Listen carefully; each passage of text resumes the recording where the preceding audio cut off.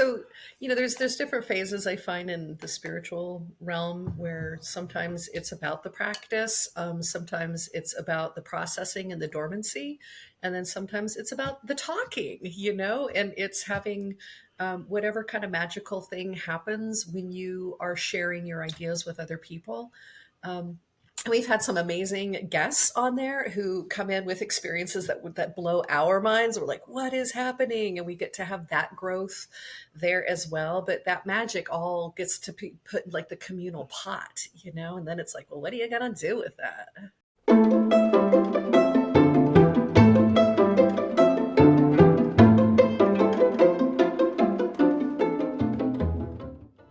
Welcome to Light in the Fog podcast, episode 23, the very last episode of our first season. And we are calling it the best, worst year of our lives. How can you talk about 2024 without being real? And sometimes real is really hard. So we are giving some significant trigger warnings on this one, y'all. But hey, we're open to the remedy, and 2024 had plenty of that too. So, for this last episode of our first season, it's two old friends catching up, throwing some shade, spilling some tea about what it's been, the best worst year of our lives. 2025 promises plenty of reasons to continue lighting it up. So, we'll catch you on the flip side for season 2. Hello, cheers, meow meow. Holy Toledo, it's the end of the year. How did that happen? What a year it's been. I feel like at the end of each year, like when New Year's hits, I'm like, what did I do this year? What happened? Like every year up till now has just felt so unproductive in some ways. And then this year came along, and that is the complete opposite. New Year's is going to roll around, and I'm going to be like, oh my gosh, I went through so much, and I did so much. I'm so happy this year's done. Yeah. And part of that is obviously the astrological, because you can't have this conversation with anybody without them having pretty much that same response that it was a seismic year. It's going to be one of those years that we look back on in the future and we say things changed, 24, Mm-hmm. 25. That's when everything got really, really different. And unfortunately, that also meant like there's a lot of struggling for a lot of people, and there will continue to be, if not more, struggling for a lot of people. But I'm also seeing miracles like all the time. And it's kind of beautiful and amazing. And I'm thinking, like, are people like, are they manifesting this? Is it just that it's their turn? Like how are some people breaking through and having, it's like with COVID, like for some people it was the worst thing that ever happened to them, the sequester and all of that, and for other people it was like the best thing that ever happened to them. I feel like we're still drafting that energy. I agree. I feel like 2024 was the if you think about the harvest, if it was the repercussions from COVID, because COVID never really ended for a lot of people. And it's like the people that couldn't get through for COVID, or the things couldn't happen for them, the 2024 was the gap, where enough time Yeah. had passed, things had been put in motion in 2020 that are now coming full circle in 2024. That was absolutely the case for me. um, and I think, you know with the things that happened, it was very hand in hand, where the bad had to happen this year for the miracles to come through, and they had to play with each other. Um, and yeah, it's just been an absolutely wild, catastrophic, amazing, wonderful, It's been a horrible shit year. show, people. Yeah, it has. I was thinking the same thing before this episode started. I was like, we have to swear for this episode. It's, there's no way to talk about 2024 without fully No. embracing the range of our language skills, and that includes F bombs. Oh Well, and my after, goodness. Jen dropped a couple of hers on the episode, I was like, oh, I miss swearing with Trey. Nice. Yeah. So we just had an amazing conversation with Jen Wild, and like mind blowing, and so many different subjects were covered, and it just gave me like that hope again. It's like there are wonderful people in my life, there are wonderful people in the world. There's still so much to learn, but like this is to me, this is the only thing that's fun, is just learning and hearing about people's experiences. Like trying to figure out anything anymore, I've just stopped. I think that's 2024 is the year that Trey just stopped trying to figure things out.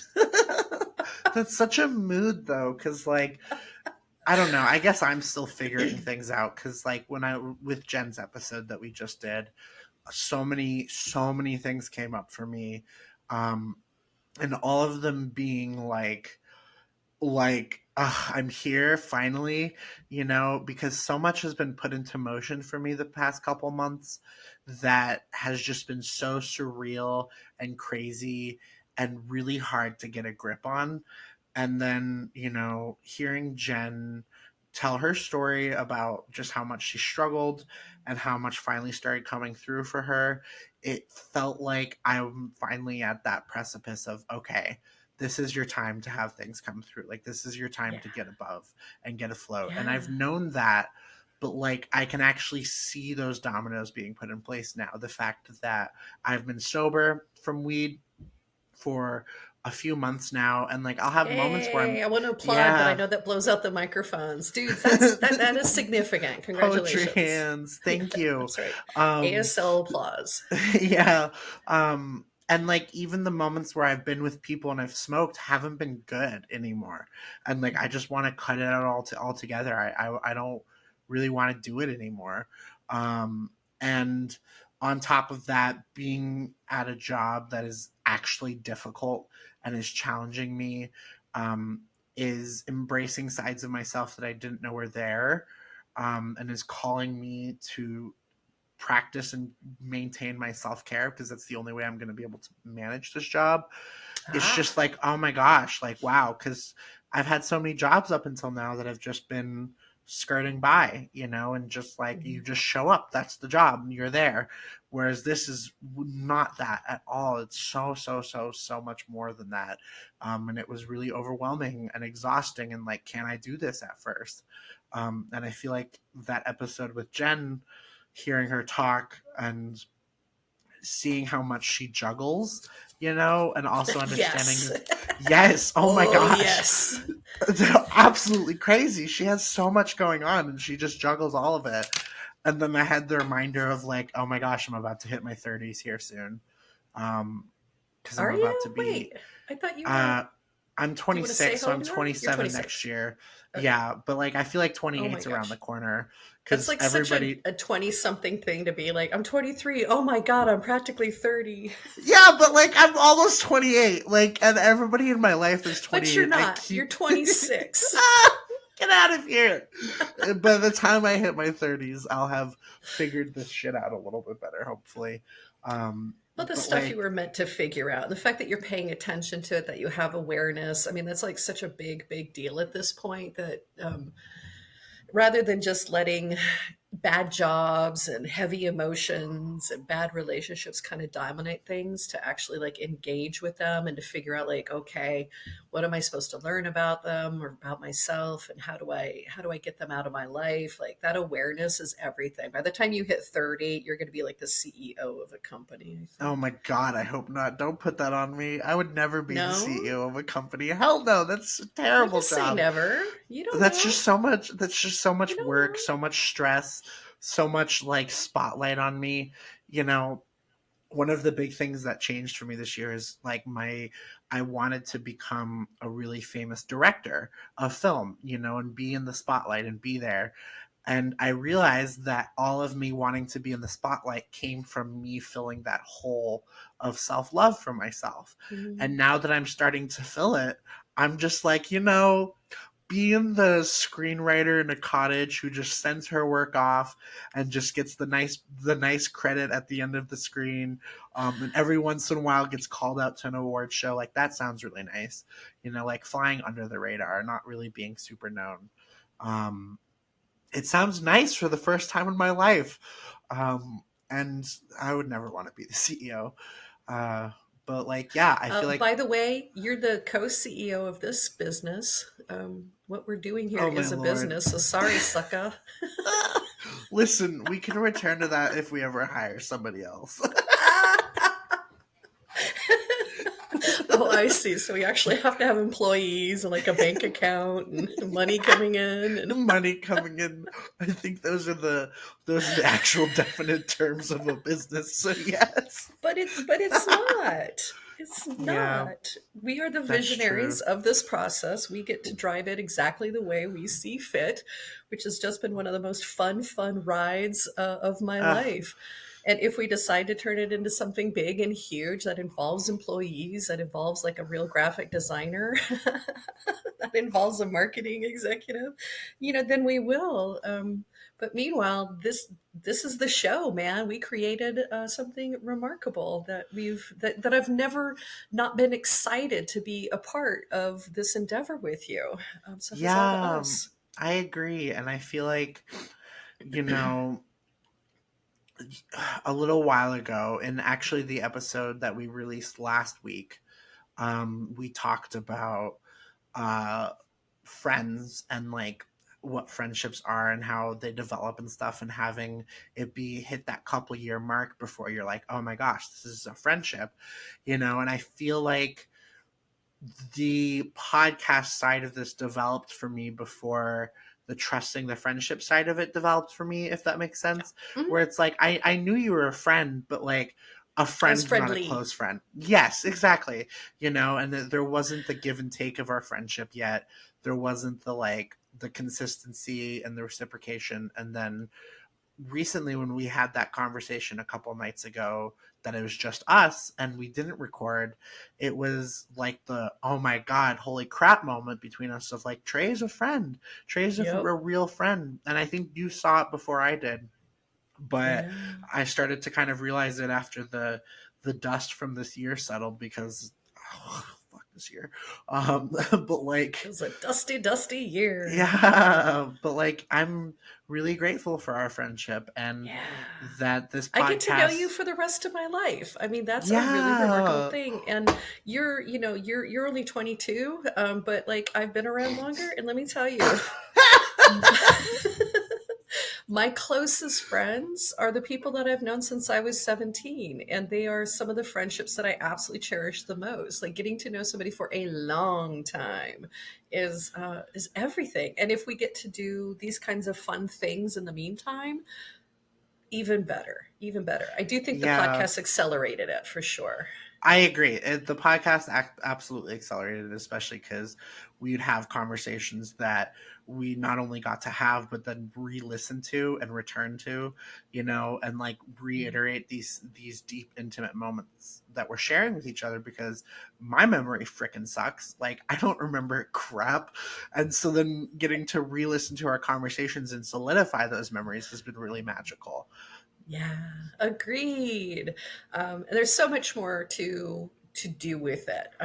So I think this is also one of the things that artists and artists who don't work alone in cabins and only show up for the award show, like in filmmaking, and even for those folks who do, there's still a community around that. That being an artist, it is so much easier, and it's almost imperative. In to have that support system. And on films, when you hear the folks talk about their experience making a film, they often are not talking about, oh, and then I did wire work and I had to learn this. I mean, obviously, those are the things that the studio wants them to talk about. But I promise you, what they're thinking about, oh, that day on the set that so and so had a birthday and somebody brought, the panda from the zoo. Like they're thinking about the community of it and the social memories of it. So this is what people who are not creative don't necessarily get to have. And by creative, I also mean like you can be, a mechanic for goodness sakes, that's still creating things, and to have that community. That's how you know you're really doing something wonderful, is because you do get to have that joy. Yeah, well, and I feel like that reiterates why I fell in love with art as an idea, and of course film art. But like, what being artistic means to me is about the community, because art brings people together. And of course, car stuff could be considered art. Like being a mechanic could be considered art. Art Being is an so, architect, like, yes, yeah, like, art is so subjective, but like it's pathwaying these messages from your soul and from your spirit and from your psyche and past lives and higher forces and higher self, all into this tangible, or sometimes more than tangible thing. And it exists for forever. Like it lasts forever. And it impacts people's lives forever. And it's just something so beautiful and romantic about that. oh, I It's love that. wonderful. Romantic is the right word because we're always going to look back on this. Like, no matter what Yeah. other creative things that you go off and do and that I go off and do, or hey, if there's other things that we decide that we want to do together, we're always going to think about this year as being the year that we did the podcast, the first year of the podcast. It gives me goosebumps. I love it so Ah, much. it's so good. Yeah, definitely. I think about when you first pitched this to me, and I was just like, "Oh, okay." Like I didn't even think about that, and My it teacher just wants me to do something. I better say ah, yes. no, that's not how it was. Because I've always had a great admiration for you, and I've always felt really drawn and connected to you. And Back so at when you. you're like, yeah, and so when you're like, let's do a podcast, I was like, okay. And it just seemed like a fun idea of something to try. I did not think it was going to stick. And I didn't think it was going to work out well, because I Yeah, but have a see, hard I'm time I'm a with Capricorn, productivity. so there was no way that we weren't gonna like knock out at least 10 episodes. Sorry, Karen. No, no, that's good, because that Leo Capricorn combination is just, it's unbeatable. You just It always kind of have like, is. yeah, you always We have kind so of are many the things best. going on. Ask any of us. It's so true though. Whereas like So my true. my Taurus Pisces combination is like, oh yeah, I think I can do this thing. Like, yeah, I'll try it out. Ooh, woo. Pitter No, patter it's my little perfect feet because into Taurus it. is like grounded and it's Yeah, stubborn. And that's then true. Pisces is like that empathy of being able to read energy and like keep things moving. Like you're working on two really significant levels. No, I it's a know. perfect combination. I agree. I do really enjoy being the Taurus Pisces. And then, having the Cancer in there too, of just being absolutely ridiculous. Um, so yeah, yeah. Wow. Yeah. Oh, what a year Yeah. it's been. So okay, so if you were so the podcast obviously is like the seismic number one, in for creativity, for like learning new skills, for Yeah. having faith, for being brave enough, because um, I don't know if you wouldn't know it from as much as I run my mouth and the fact that I'm a teacher and teaching is all about running your mouth. I don't like to be seen and I don't like to be heard and I don't like to talk about my life. And here I am. I've got 25 hours of me like sharing the core stuff. It was a really, really big deal for me, and possibly the reason for me to have taken this on. Yeah, well, and I don't know. I guess, like, first of all, way to put it, and I agree. Like, you have absolutely just grown and changed so much since this podcast started. And our friendship just has these aspects to it that, like, I don't think either of us have come accustomed to in newer friendships. So it's just been very interesting. And for me, I'm just always down for new experiences, and I always try and say yes to things that I can. And my spirits will come in and be like, "Yeah, that's a good thing. You should do it." But it was you. Like, you were the spearhead behind this. You were the driving force. You were the one, like, let's get it done. Um, and it was after we did those first couple episodes that I was like, hey, I really enjoyed that. Like, I enjoyed that a lot. Um, and after seeing it come together, and I was just like, oh yeah, like, this is great. And I also feel like this has been the first time in my life that I've been regularly practicing witchcraft. And of course, Mm. it has to come through with somebody else, but like, I don't do spells regularly as much as I should. I don't do rituals as often as I should. I will fall away from it for a while. but like I haven't felt like I've fallen away from witchcraft, and I was reflecting on that recently, like how come? And I think it's because of this podcast, because this podcast is magic, and we pull through so much and we bring so much out, um Or and I'm channeling. yeah, and it's also helped me become more comfortable hearing my own voice, which you said would happen. So I appreciate that. But like, God, yeah, you have a marvelous voice for this, my dear. A oh, marvelous voice. thank you. I Yeah. appreciate it. So, there's different phases I find in the spiritual realm where sometimes it's about the practice, sometimes it's about the processing and the dormancy, and then sometimes it's about the talking, and it's having whatever kind of magical thing happens when you are sharing your ideas with other people. Um, we've had some amazing guests on there who come in with experiences that blow our minds. We're like, what is happening? And we get to have that growth there as well. But that magic all gets to be put in like the communal pot, and then it's like, well, what are you gonna do with that? Yeah, well, and I feel like for me, my throat chakra is really, really strong. And so I've just always wanted to share and wanted to connect, and my magic has always been a big part talking. And I've never really had a consistent place to do that before, because people are just so they're different. And also, not to say anything Muggles don't bad, want to hear it. Sorry. muggles don't want to Is that hear it, but rude? also like They don't. no, but like And that's fine. people That's their jam. No judgment. Muggle. well, and like, everybody's on a different journey than you, and I've always been surrounded by people who are of a similar physical age as me, and sometimes that's just not it for me, like they're experiencing their own things and they're not always ready to talk about it. And so having somebody that I can consistently talk to who is of a different path and then has had more time in this life, and has sorted through the physical stuff a little bit more, but also is still always eager to learn, has just been so constructive for me. Like, oh my gosh, this is what I've needed for so, so, so long.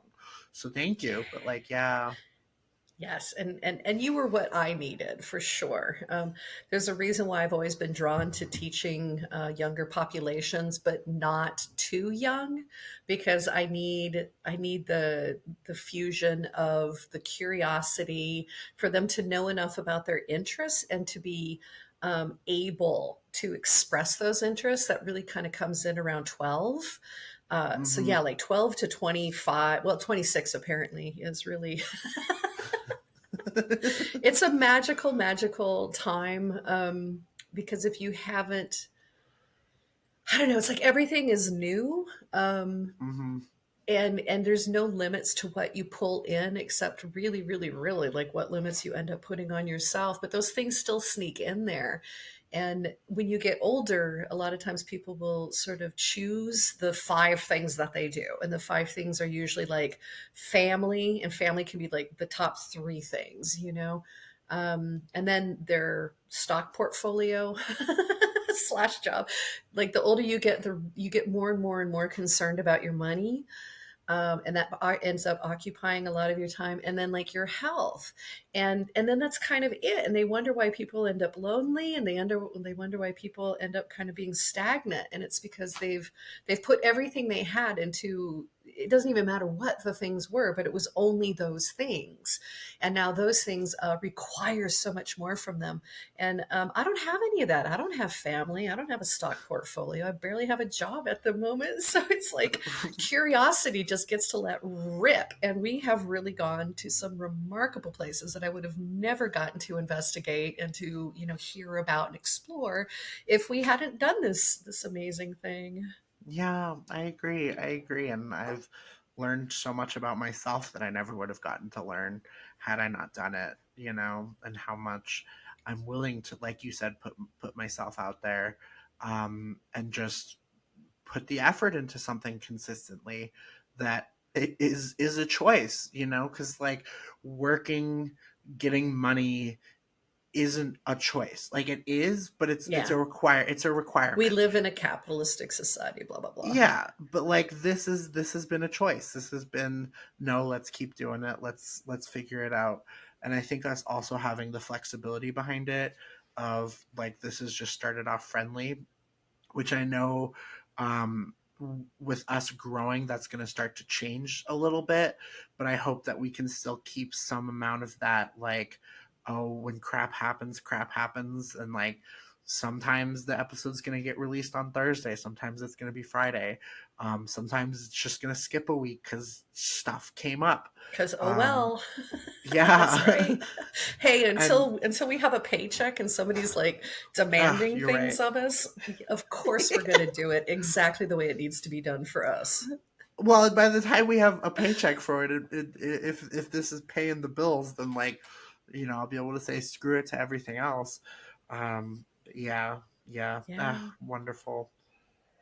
So I think that part of the feedback session that we're doing here with our listeners listening in is, it's an invitation to, I don't know, to look at what 20, not just what 2024, because I feel, sorry, I'm doing that thing that I do. Sorry, calming down, slowing down.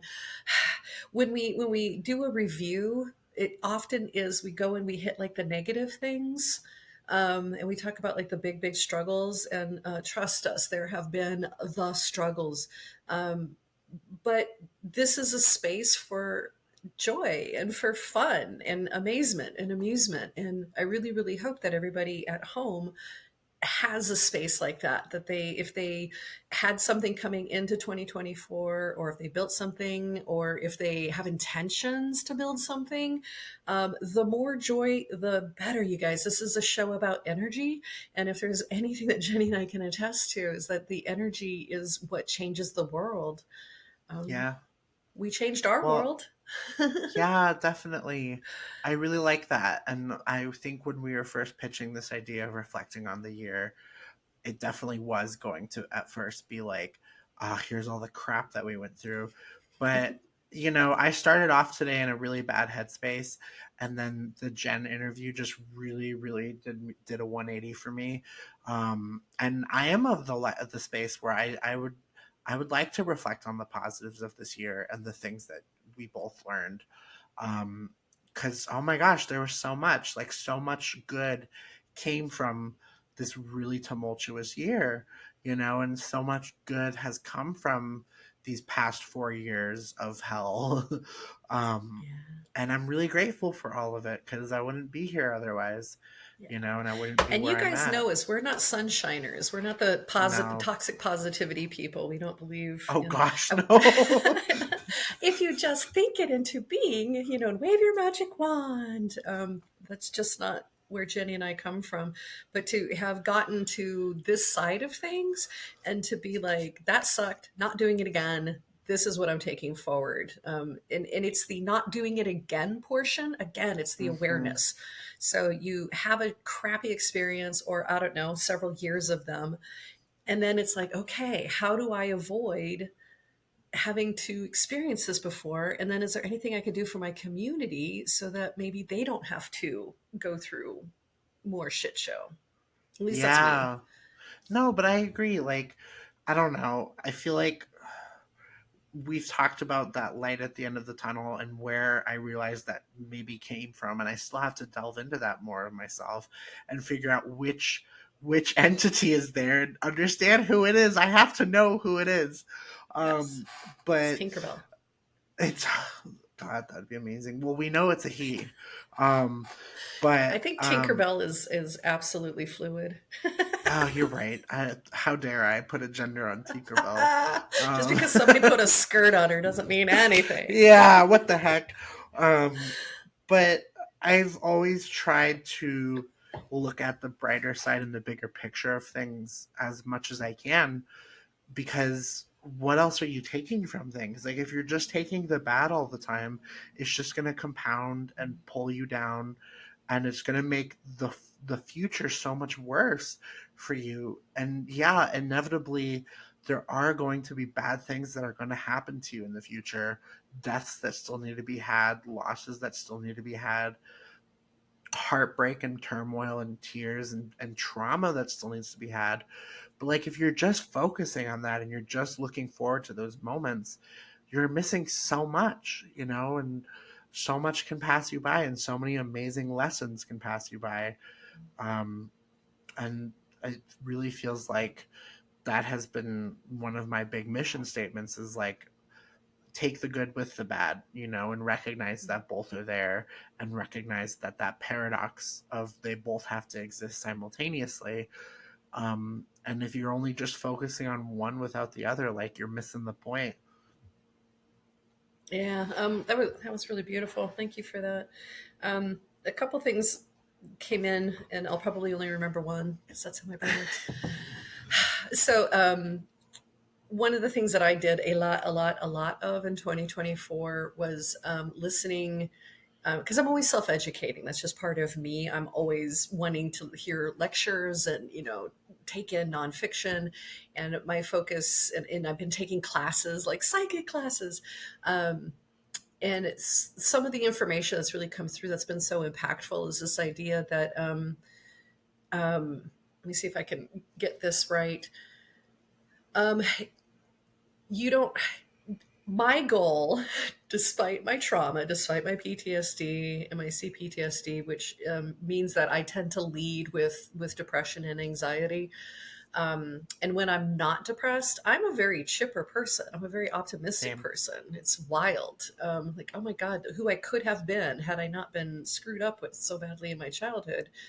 Same. But this idea of like, and part of it is like being older and looking back and being like, okay, well, I did that. Oh, I did that. Oh, I did that. Oh, I did that. And if there's one value, frankly, in being older, is that you get to try all these different adventures. And this is how I look at life now, is that even if something goes horrible or a bummer or not the way you planned, et cetera, um, it's just an adventure. It's just another human experience. And it's like, okay, well, so I did that, also moving along. And it's to me, the what has been most significant for me in the last few years is figuring out how to get above enough of my trauma that when something does go wrong, it doesn't trigger it and it doesn't put me into the pit. um, Mm, and that I can give it a little bit of space and be like, we'll decide tomorrow how we're going to react to that. And then if you can give it some space, then instead of reacting, you're responding. You've had a chance to like mm, process and think about it. So for me, it's been really a lot about mental health stuff. I think I finally accumulated enough of other people's wisdom, but also enough support from healthcare practitioners that like I'm not terrified anymore of the things that used to trigger me. Um, because if they do trigger, I also know I have tools.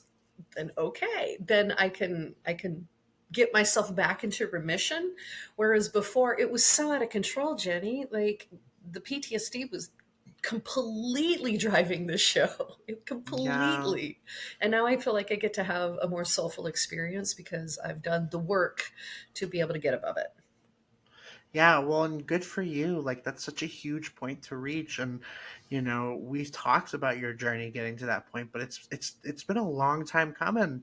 You've really, really been fighting, and you've 54 really been, years. yeah, you've been working hard towards it, and to get those glimmers of inner peace, to get those glances of, oh, this is what calmness and sanctity can look like for me, you know it's really, really beautiful and magical, and I'm really proud of you for getting to that point, because it's not a point a lot of people reach in their lifetime.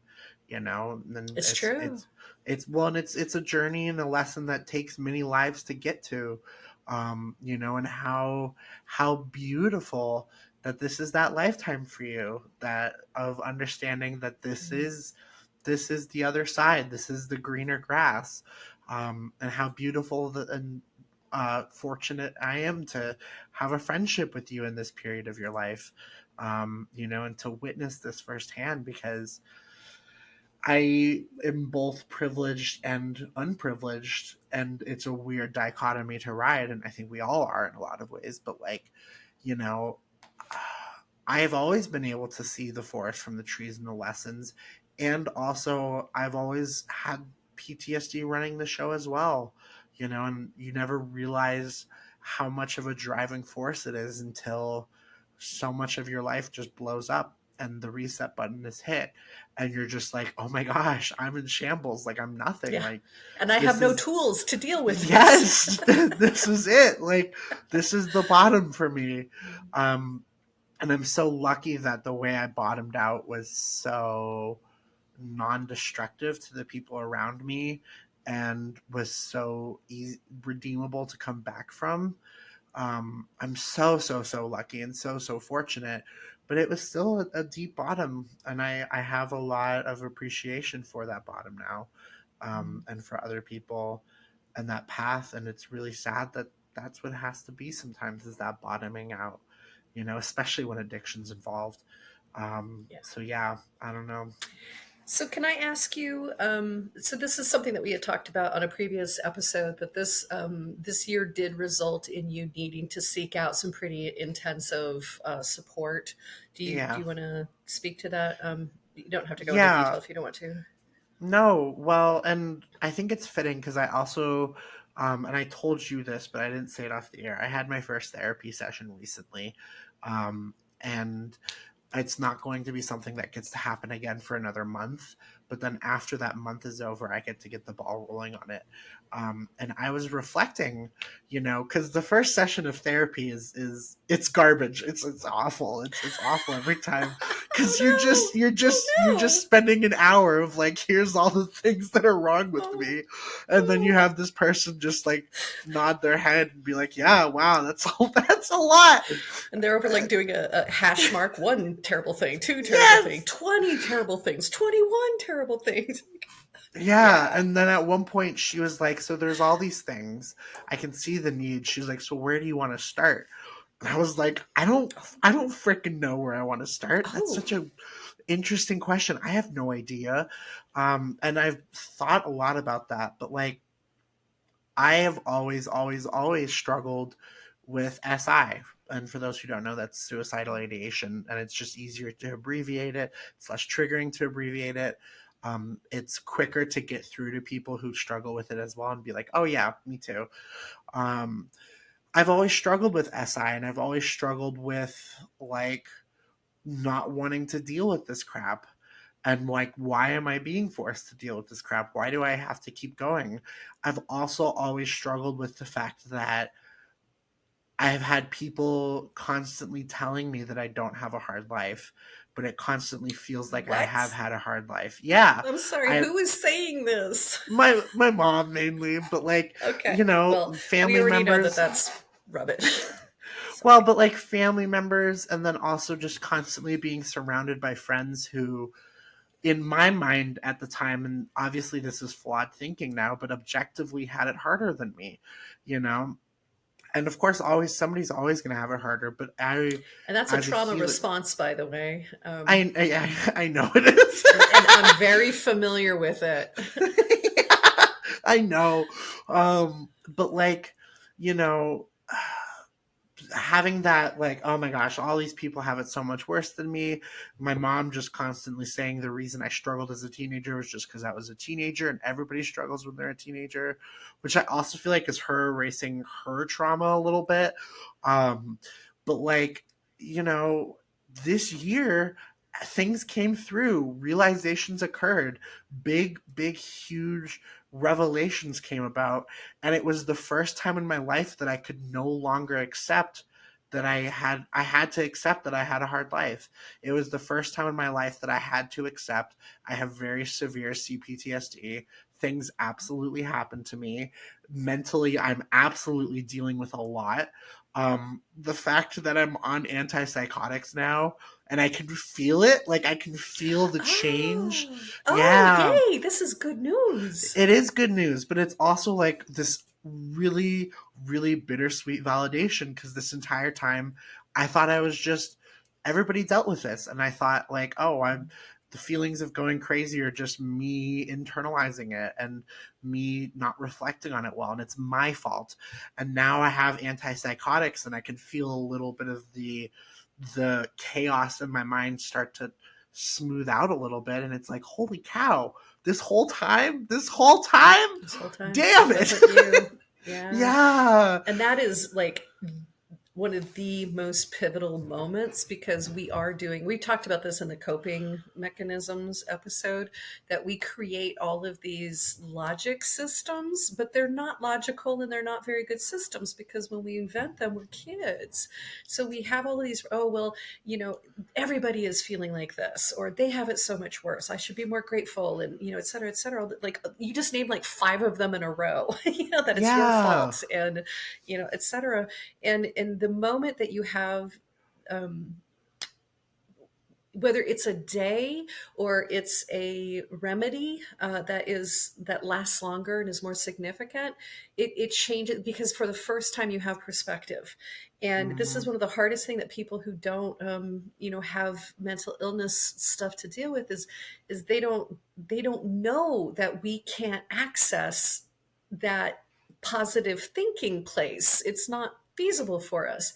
But to have that breakthrough moment where you do have it, where there is peace of mind for a day. I tell this to my friends, like I'm not going back. Like I am not going back to the way things used to be in my head.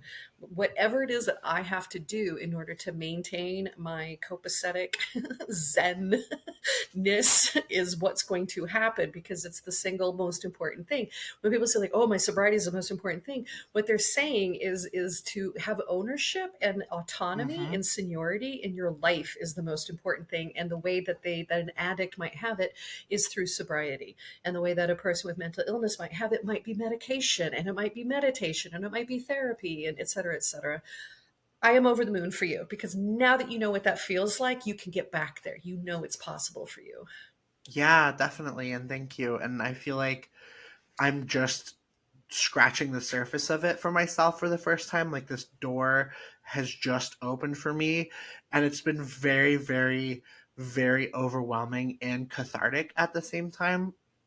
Where you're just like, oh my gosh, there's all these things that I can do. And there's all these journeys that I haven't started yet. And do I want to bring it up? Yeah. I also, a revelation about my traumatic past has come to light, and it shed a lot of like it just blew that door wide open of, oh my gosh, like I have to start this journey and I have to start this work. And I think for so long I was just treading water, and I still am in a lot of ways.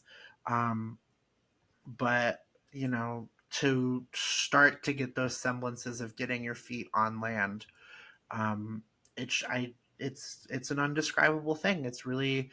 really powerful, and it's something that I've always known was there and believed it, but I also had no idea how much I was actually dealing with in order to actually start doing that.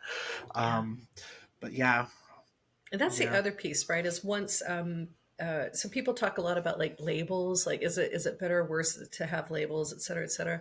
And in my opinion, it's what's most betterist is to have a place to start. And sometimes that place to start is the thing, the trauma, or it's somebody being able to say, hey, your brain operates in this kind of way, and we call it ADHD. And then you're like, Yeah. okay, like it may not be the thing, it may not be all the things, but at least it's a place to start. And I also feel that once that has come forward, maybe not the first time, maybe not the second time, maybe the third time, you're now ready to like take in the remedy. Um, we were talking about like, with addiction that backsliding is part of the process. And I also feel that once you kind of know trauma sources, um, it's going to take a minute, and there's going to be great months and great years, and then maybe something else comes in, and then there's this other. But by the time you get to there, you're going to have built the foundation and the tools and the strength that when it comes up again, it's not going to destroy your life. And I think that's one of the Hmm. things that Gen Xers and baby boomers have always struggled with, is like, because something would come forward from their past and they would have zero capacity to deal with it. There's nobody to talk to about it. And that was it. Divorces and, like all of a sudden your personality is completely different. You leave everything behind because you can't figure out how to deal, with that pain of because you were coping with the pain before, but you weren't thriving. Yeah. And then when you look at it face to face, if you don't have some support around it, like it really can end your life. Well, and I feel like, you know, I'm very lucky that I'm able to reflect so much, and I get that that's not something everybody is able to do. And also, I think You're a it is Pisces and a something, Cancer. Sorry. yeah, no, but like, I also think that those levels of self reflection are absolutely something everybody can access in some ways. Um, I think it's an equal part of they don't want to and they don't know that they need to. Um, but I feel like one of the dangers of not self reflecting constantly is things are going to happen. Those trauma wounds are going to open regardless of if you want them to or not. That's the point of life. That's what's going to happen. And who knows how long it's going to be, how long you're going to be able to tread water and cope, and how long you're going to just be able to autopilot before Mhm. something horrible comes up. And I feel like the longer you spend autopiloting, the more devastating that thing is going to be when it comes up, because it's just going to rewrite all those years, and it's going to undo all Wow. that time. Um, and I feel like I get that it's hard for people to have these tough conversations with themselves. And I'm starting to understand that sometimes it might be impossible. And it's a very hard thing for me to fathom how it's impossible to do it. I'm still learning that. Um, but getting to a point where you can just sit with yourself and honestly just sit down and say, okay, let's talk this out with myself, and seeing yourself as like a separate entity almost that you have to communicate with, and you have to treat, and you have to take care of, and you have to think about and recognize. It is a learning skill, and I feel really blessed that that's something that came to me in this life naturally. I also think that maybe it's past life work that I've done before this life. For sure. um, but you know, I don't know. I wish I knew how to help the people who don't know how to do that more, because I can't. As a healer, like, I can't heal you if you're not willing to heal. Yeah. Oh, I used to get told that all the time. It's like, Trey, like, you have to show up for this. Like, you have to. I'd be like, no, I'm fine. And meanwhile, I step outside and light something on fire. Yeah. So Yeah. that certainly takes. So there's like 8 things that you said that I want to go back into. One of the things that I want to recognize the irony is we started this episode talking about how much fun this podcast has been, and what a joy it's been, and how it's really brought this tremendous friendship forward. And to heck up with the podcast, I'm here for the conversation. I'm here for Jenny. I'm Same. just here to hang out with you. Um, and then to also recognize that you're going through significant mental health issues. I'm coming out of significant mental health. I changed states, people, to try to like Hmm. figure out how to get a handle on things. Uh, and yet here we are still having some fun, Yeah. which is a remarkably strange and very human capacity. Um, and not all of us can get there. Obviously, those of us who are in the throes of significant depression, we see you and we know that that's not possible for you, and that you use whatever coping mechanisms that you have built for yourself. Like a lot of people watch a lot of Christmas movies around this time of year. Yeah. And I think it's honestly just to try to stave off having a nervous breakdown. Yeah. Um, they're modulating their mood through media. And by the way, what else is storytelling except to change, for you to figure out how best to change the way you are and the way you move through this life. um, so I'm thinking about all my friends. Like, I know how well I'm doing each year based on how many Christmas movies I feel compelled to watch. And y'all, it's a banner year. I've only watched like 3, and it's Well it's done, almost Trey. Christmas, right? So, Yeah. Good we all shit. have our barometers. Yeah, definitely. That's such an interesting point. It brings up this meme that's going around right now, because A24, the studio, has two Yes. movies releasing on Christmas Day. Um, Baby Girl with Nicole Kidman, and then Nosferatu. Two movies that I'm very excited about, and all of the memes have been ditching Christmas dinner to go double feature Baby Girl and Nosferatu. And Nice. I'm That is just a like, great way to that's, spend that holiday. yeah. And I'm like, that's just how people are coping. That's Yep. so good. Um, Vampires and BDSM, which is kind of the same thing. It's the same movie. Like the they're same addressing the movie. same exact They're the things. same movie. uh, Obsessive love, but hey, consensual, man. Go play, folks. Whatever it is that you do that helps you modulate, just do it safely and do it with consent. yeah, definitely. Ah, Wow. Well, I don't know what else there is to say after that. no. We're going to need a review, I think, after you come back from that double feature.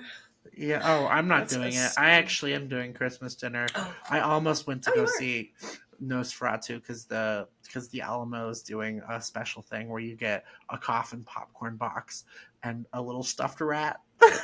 And you, I if you mean, go and see it on Christmas, and I'm like, you ah, got I to. would, I would love to, but I don't think it'll work out like that. Maybe I should make it happen.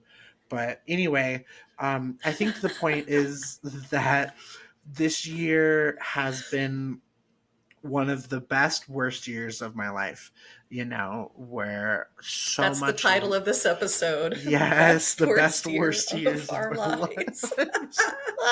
Yes, where it's like, oh my gosh, so many horrible things happened to me this year, objectively terrible things, and so many cycles ended and began.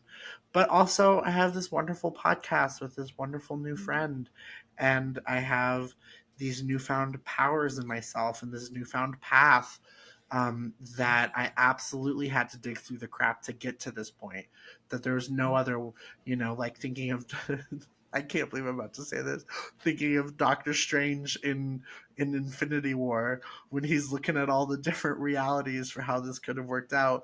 Like, this was the only way that I was going to get this This was the job. only way. This was the only Oh. reality. But but one thing I will say about what when say the words, Trey. When there's a phrase out there that like when the fire is hotter and bigger than the usual fires, um, the purity comes through that much stronger and faster. So there's a reason why they talk about an addiction. Like if you hit the bottom, then there's a bigger motivation for you to take action on behalf of yourself. Whereas before you just kind of floated and dealt and floated and dealt. Um, and I feel like a year like your year, and we haven't really talked about like the last 4 years, but like certainly for me, I had three of the all time shittiest years, and it just kept coming and it Yeah. just kept coming. And on the far side of that, what I'm expecting is nothing short of miracles. Like I Mm, went through it.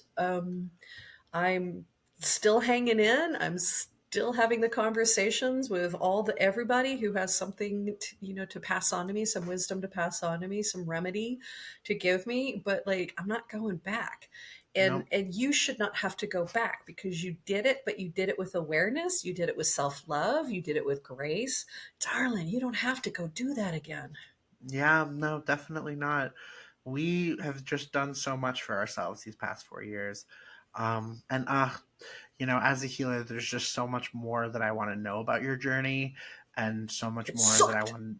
I know, That's the I Gen know it X did. answer. It It sucked. And now sucked. I just want to have a cigarette. I haven't had a cigarette in 3 years, and now I want to go smoke. No, I don't. I'm kidding. I was like, I don't think I've ever heard you talk about smoking like that.